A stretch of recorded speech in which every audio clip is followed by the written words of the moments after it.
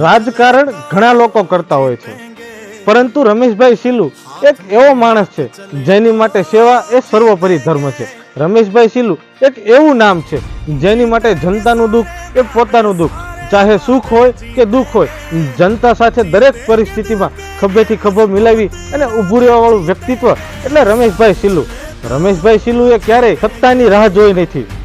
પદ હોય કે ના હોય, પરંતુ ગરીબ અને મધ્યમ વર્ગના લોકો માટે હંમેશા પ્રશ્નો ઉઠાવ્યા છે અને તેમના પ્રશ્નોના નિરાકરણ માટે અવાજ ઉઠાવી અને આક્રમક લડત આપેલી. પ્રશ્નો ખેડૂતોના હોય, શિક્ષણને લગતી વાત હોય, આરોગ્યની સુવિધાઓની વાત હોય, ગામના રસ્તાઓની વાત હોય, દરેક બાબતમાં રમેશભાઈ સિલુએ અવાજ ઉઠાવેલો છે.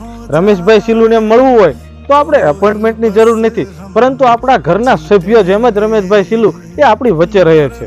રમેશભાઈ સિલુ જેવું વ્યક્તિત્વ એ આપણા ઉમેદવાર છે, એના માટે આપણે ગર્વ હોવો જોઈએ. આવા વ્યક્તિને જીતાડવા એ આપણી નૈતિક ફરજ છે. ચૂંટણી તો 5 વર્ષે આવશે અને જશે, પરંતુ આપણે એવા પ્રતિનિધિની જરૂર છે જે આવતા 5 વર્ષ સુધી આપણી વચ્ચે રહે.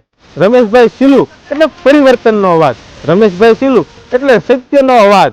જય હિન્દ, જય ભારત, વંદે માતરમ.